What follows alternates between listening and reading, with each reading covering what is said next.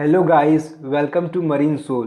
तो बहुत लोग का डाउट था कि डीएनए स्पॉन्सरशिप कैसे मिलती है और डीएनए स्पॉन्सरशिप के लिए एक डिटेल वीडियो चाहते थे जिसमें मैं डिस्कस करूं कि डीएनए स्पॉन्सरशिप के लिए कौन सी स्ट्रीम के साथ 12th पास करना होता है, 12th में मिनिमम परसेंटेज कितनी चाहिए, कौन कौन से एग्ज़ाम्स देने पड़ते हैं, कौन कौन सी कंपनीज डीएनए स्पॉन्सरशिप देती हैं।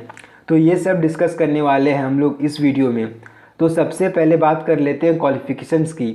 तो सबसे पहले आपको 12th पास करना होता है with PCM stream and your PCM percentage should be greater than और इक्वल टू 60% इन क्लास 12।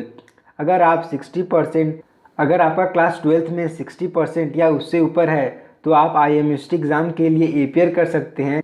ये मैंडेटरी एग्ज़ाम रहता है अगर आप डीएनएस करना चाहते हैं तो। एक बात यहाँ पे नोट करने वाली ये है कि ये 60% का क्राइटेरिया सिर्फ आईएमयूसीटी एग्ज़ाम के लिए है।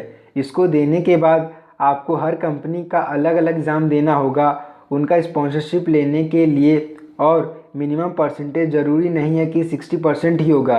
किसी कंपनी का 60% है तो किसी कंपनी का 65%, तो किसी का इवन 70% भी है। तो अब बात करते हैं कि ये आईएमयूसीटी एग्ज़ाम क्या होता है। So basically IMUCT exam stands for Indian Maritime University Common Entrance Test and it is a national level examination organized by Indian Maritime University. IMUCT is organized to offer admission in BTech, MTech, DNS, BSc, MSc, MBA, BBA programs. This examination is conducted once in a year by Indian Maritime University.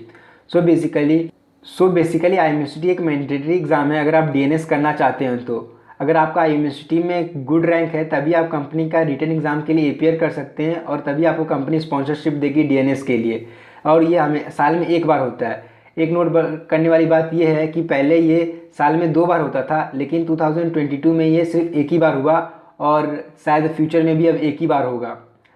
तो अब बात करते हैं university का exam pattern के बारे में। So basically university में 5 सेक्शन होता है: math, physics, chemistry, general aptitude and English.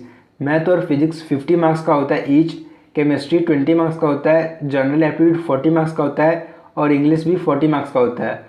अगर आप एक क्वेश्चन सही करते हैं तो आपको +1 मिलता है और अगर एक क्वेश्चन रॉन्ग करते हैं तो आपका निगेटिव मार्किंग होता है -0.25 का।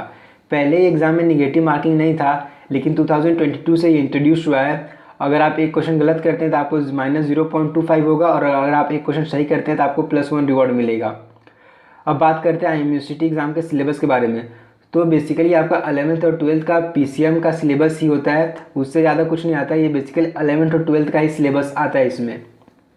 तो अब बात करते हैं कंपनीज के बारे में जो डीएनए स्पॉन्सरशिप देती है।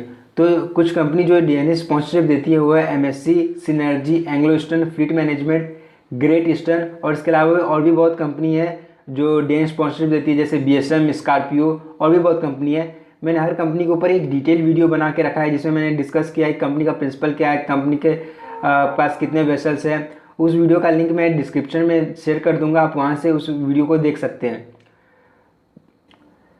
तो अगर अब हम लोग शॉर्ट में समराइज़ कर रहे हैं कि डीएनए स्पॉन्सरशिप के लिए क्या क्या स्टेप्स हैं, तो सबसे पहले आपको 12th पास करना पड़ेगा पीसीएम स्ट्रीम के साथ और आपका 12th में 60% से ऊपर होना चाहिए। उसके बाद आपको आईएमयूसीटी एग्ज़ाम देना पड़ेगा। आईएमयूसीटी एग्ज़ाम देने के बाद आपको हर कंपनी के अलग से रिटन एग्ज़ाम देने पड़ेंगे। उसको क्वालिफाई करने के बाद आपका इंटरव्यू राउंड होगा। इंटरव्यू क्वालिफाई करने के बाद आपको डीएनए स्पॉन्सरशिप मिलेगी। So that's all for today video.